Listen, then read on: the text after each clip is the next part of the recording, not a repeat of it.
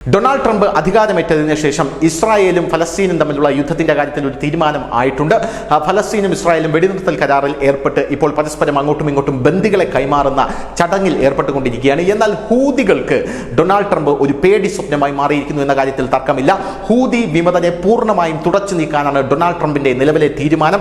ഇതുകൊണ്ട് തന്നെ അച്ചടക്കമുള്ളവരായി മര്യാദയ്ക്ക് ജീവിച്ചോ എന്ന് പറയുന്നത് പോലെ മര്യാദയ്ക്ക് ജീവിക്കാൻ ഒരുങ്ങുകയാണ് ഹൂതി വിമതർ എന്ന റിപ്പോർട്ടുകളാണ് ഇപ്പോൾ പുറത്തു വന്നുകൊണ്ടിരിക്കുന്നത്.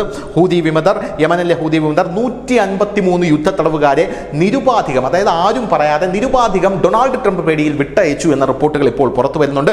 റെഡ് ക്രോസ് ഇതിനെ ഞങ്ങൾ സ്വാഗതം ചെയ്യുന്നു, നല്ല കുട്ടികളായി നല്ല നടപടി ഇതുപോലെ ചെയ്യണം എന്നാണ് ഈ ഒരു കാര്യത്തെ വിശേഷിപ്പിച്ചിരിക്കുന്നത്. ഹൂതി വിമതർ ഇപ്പോൾ 2014 രാജ്യത്തിന്റെ തലസ്ഥാനമായ സനയുടെ നിയന്ത്രണം ഏറ്റെടുത്തതിനു ശേഷം ആരംഭിച്ച ഒരു ദശാബ്ദക്കാലം നീണ്ട യമനിലെ യുദ്ധത്തിന് ശാശ്വതമായി അവസാനിപ്പിക്കുന്നതിനുള്ള ചർച്ചകൾ ആരംഭിക്കുന്നതിനുള്ള ഒരു മാർഗമായിട്ടാണ് ഞങ്ങൾ ഈ തടവുകാരെ മോചിപ്പിച്ചതെന്ന് പറയുന്നത്. അതായത് ഞങ്ങൾ യുദ്ധമെല്ലാം അവസാനിപ്പിക്കാൻ പോവുകയാണ് എന്ന രീതിയിലാണ് ഹൂതി വിമതർ സംസാരിച്ചു കൊണ്ടിരുന്നത്.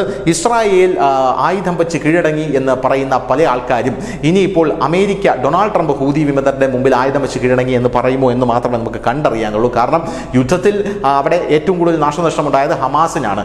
എന്നിട്ടും ഇവർ പറയുന്നത് ഹമാസാണ് വിജയിച്ചത് എന്നുള്ളതാണ്.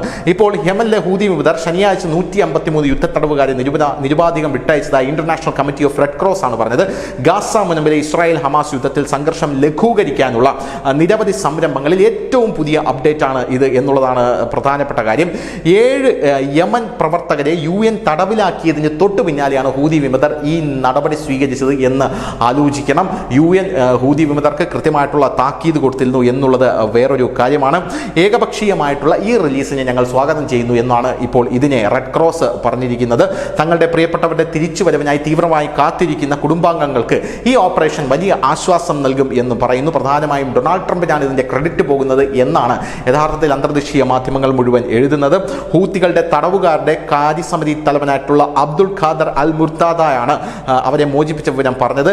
രോഗികളും പരിക്കേറ്റവരും പ്രായമായവരും ആയതുകൊണ്ടാണ് അവരെ മോചിപ്പിച്ചത്. ഈ തടവുകാരെ കൊണ്ട് ഞങ്ങൾക്ക് യാതൊരുവിധ ഗുണവുമില്ല അല്ലെങ്കിൽ പ്രയോജനവുമില്ല എന്നും അദ്ദേഹം പറഞ്ഞിട്ടുണ്ട്. ഇനി ഡൊണാൾഡ് ട്രംപ് പേടിയിൽ എന്തൊക്കെയാണ് ഹൂതി വിമതർ ചെയ്യാൻ പോകുന്നത് എന്ന് കണ്ടു തന്നെ അറിയണം. News desk news India Malayalam.